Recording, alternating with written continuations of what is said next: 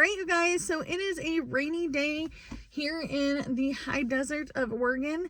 It is not usual to get this much rain for this long, and I'm honestly hoping it doesn't ruin my Easter plans. I am going to be hosting Easter this year, at least the Easter egg hunt.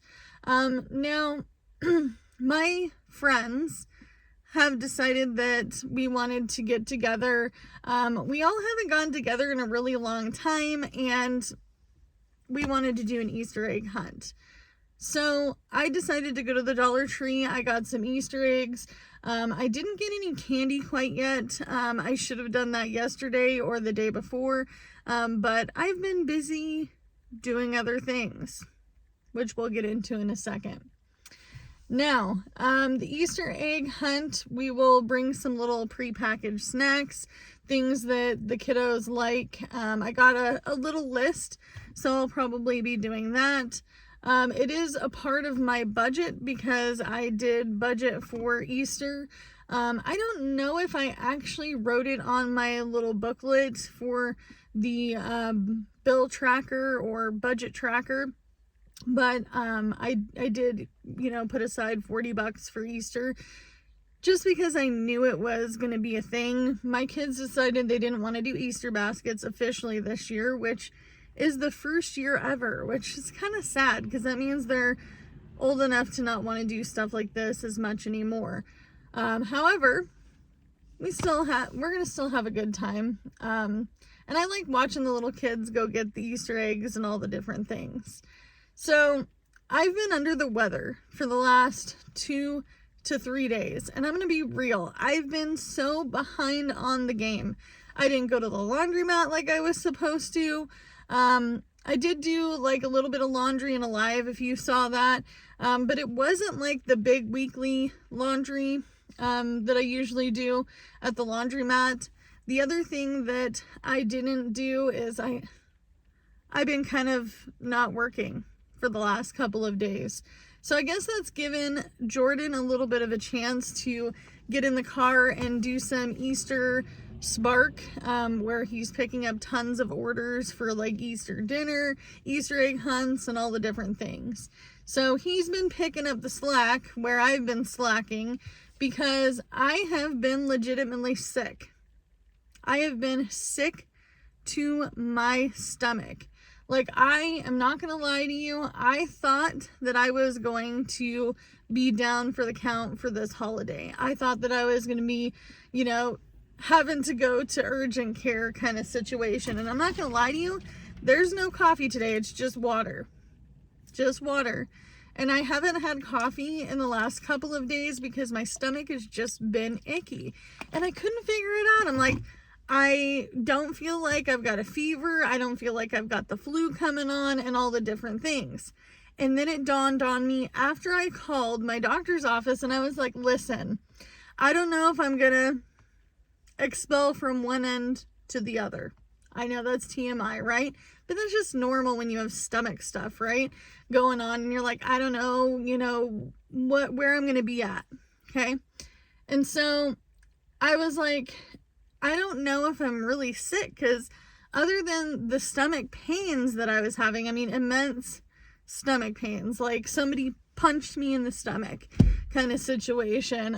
I literally felt like either somebody was punching me in the stomach or I was eating glass, like straight up glass. And I was like, I don't know what it could be.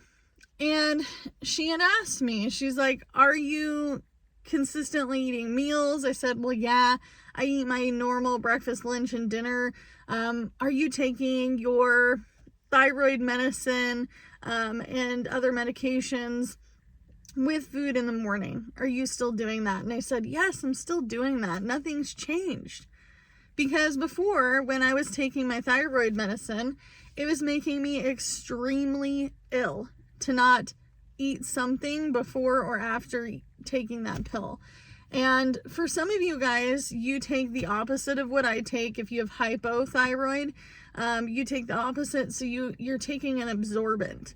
So you likely cannot eat with that particular medicine or shouldn't eat within a certain time of taking that medicine.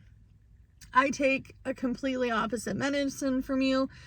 So I have to eat with it. Otherwise I get icky sicky, you know, that icky stomach feeling like, and I could taste the medicine in my mouth. And I called her and I said, listen, I've been like deathly sick. Like anytime I eat anything, I'm sick. And I'm like, I'm afraid to eat anything. So I was drinking water and I was picking very light things to eat. Very light things to eat, like crackers and like broth and bread and stuff like that, that I could just like pick a little piece off and eat it. And I was just so unbelievably sick. And it kept me up 2 nights in a row, pretty late, which is not usual for me. I'm an early bird gets the worm kind of gal. And she was like, it has to be from something different.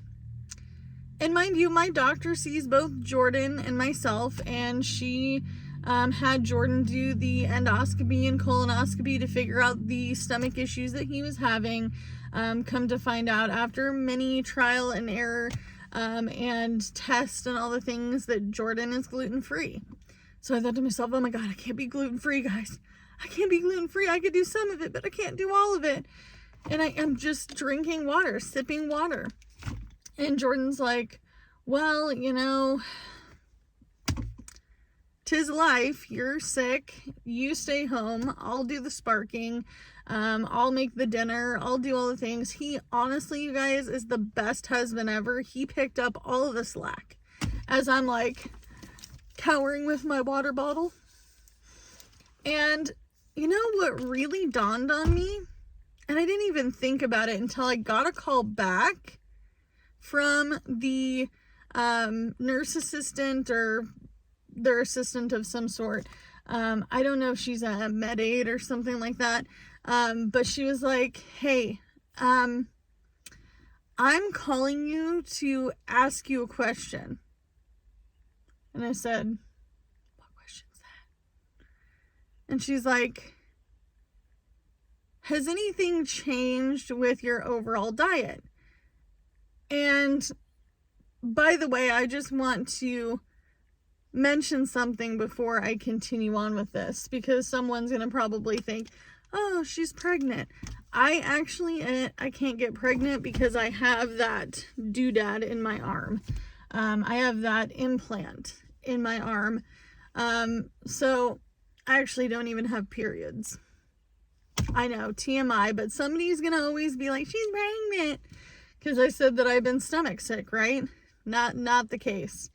So she asked me, she's like, you know, I mean, I know you guys have been in here multiple times over the last year, and we've seen you pretty much almost every month, but I forgot to ask you about Jordan. And I said, what do you mean?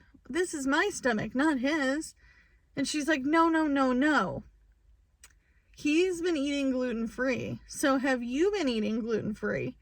And I said, yeah, I've been eating gluten-free. So what? So what about it? And she was like, well, those things can be an issue of food mapping. And I'm like, what the heck are you talking about? She's like, you may not be allergic, but your body is not used to eating non-gluten items. I was like, what the heck are you talking about? Now she was like, some people eat gluten-free because they think that it has legitimately made them healthier. And the truth is when you're gluten-free, you're looking at all the ingredients. You're looking at the overall meals that you're eating to see, what works best for you. You're not eating as many carbs, so of course you're feeling better, right? But if you eat gluten-free items like flour or processed foods or pancakes, breads, stuff like that, it is different from what you're used to. And I said, okay, so are you trying to tell me that the gluten-free pizza and the gluten-free calzones that I have been making me sick? And she's like, well, it's the common denominator. How long ago did you kind of switch? And I said, well, I don't only eat gluten-free. I eat regular, food as well, like sandwich bread. I can't stand gluten-free bread, you guys. I can't. Even when I make it, it's not the same. It is not the same. And so she was like, well, why don't you calm down on the gluten-free items? Because obviously your body's not used to it. Even if you've been only eating it for dinner, and you've had a small lunch, small breakfast, which is my usual. I mean, I'm kind of like a little bird. I pick at the food that I have. I'm not a big eater, as far as like, sit down for a meal. I don't want a gigantic plate of food. Okay. So she's like, why don't you just eat your normal breakfast and lunch, and then for dinner, he can eat the alternative gluten stuff. And if anybody else in your family, which we haven't had any other issues, both the kids seem fine. And honestly, little Piggy has decided that the pizza and the calzones that I made were a 9.5 out of 10. So he's like, I'll eat it again. I had no problems. And so over the last couple of days of being sick, I've really been paying attention to things I've been eating and eating my regular like gluten items. And yesterday, I got a call from one of my best friends, and she was like, oh, the gluten-free diet made you sick. I was like, yeah, I think so. And so I am now on the mend. I'm not saying my stomach is perfect, but if you are going gluten-free, go slow. Let me tell you. If you don't have celiac disease and you're just trying to eat gluten-free items, or you're trying to appease your budget, and realistically, because it's harder for me to cook 2 meals, you guys. I don't always want to cook 2 meals. So it's like, I'll just dive in. Well, diving in made me sick.